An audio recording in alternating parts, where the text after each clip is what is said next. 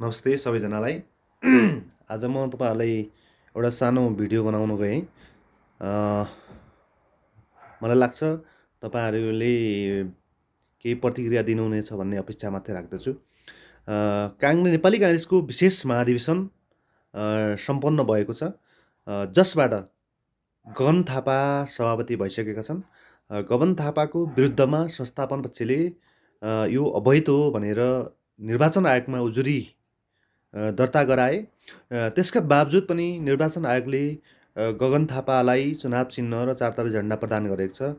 त्योसँग झन् विवाद बल्झिएर त्यहाँबाट संस्थापन पक्ष अहिले सर्वोच्चमा पुगिसकेका छन्।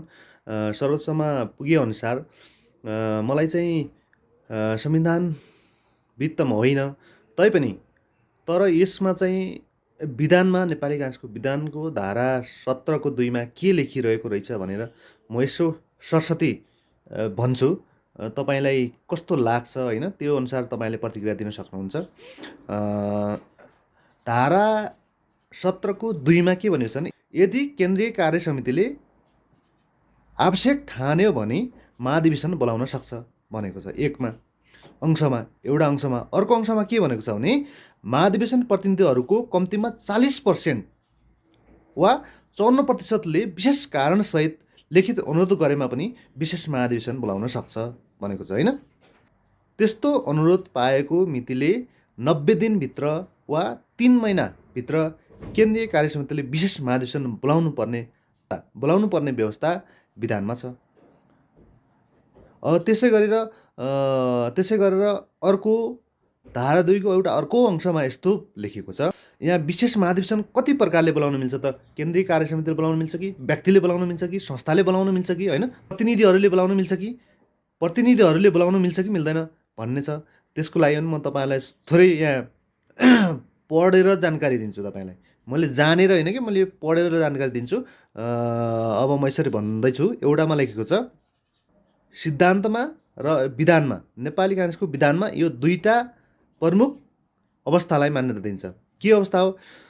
केन्द्रीय कार्य समितिले निर्णय गरेर यदि कार्य समितिले पार्टीको अवस्था, समय, नीति आदिको लागि आवश्यक ठान्छ भने विशेष महाधिवेशन केन्द्रीय कार्य समितिले आफै बोलाउन सक्छ भनेको छ एउटामा।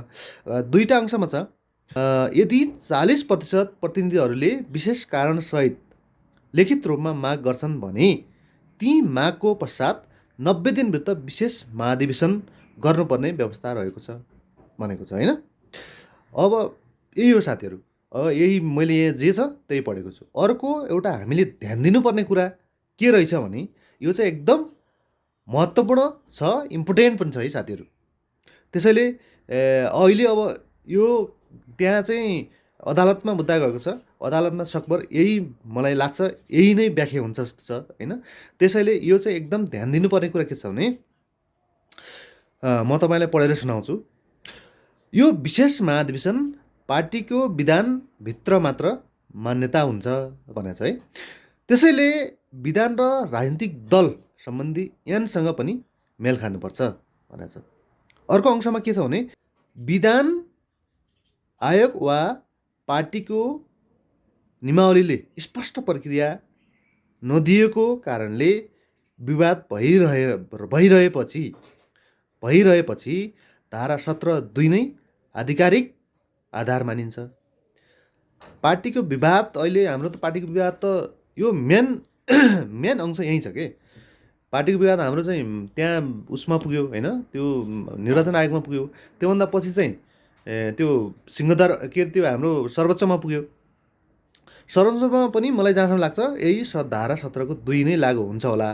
त्यसैले यसमा चाहिँ के भनेको छ भने, विधान आयोग वा पार्टीको नियमावलीले प्रष्ट प्रक्रिया नदिएको कारणले विवाद भइरहे पनि धारा 17(2) नै आधिकारिक मानिन्छ भनेर लेखा छ है। धारा 17(2) नै आधिकारिक मानिन्छ भनेको छ। अर्को अंशमा लेखा छ, वैधता अवैधता बारे बहस रिवाजिक दलभित्र वा अदालतमा पनि भइरहेको छ, तर धारा 17 नै मुख्य कानुनी आधार हो। मैले भनेको थिएँ अघि त्यो यो चाहिँ मेन जुन छ त्यसअनुसार चाहिँ यो धारा 17 नै लागु हुने भन्ने कुरो छ। कानुनी प्रक्रियामा गयो भने धारा 17 को 2 नै मुख्य लागु हुने भन्ने कुरो यहाँ भनिएको छ साथीहरू। यसको लागि तपाईँहरूले कस्तो लाग्छ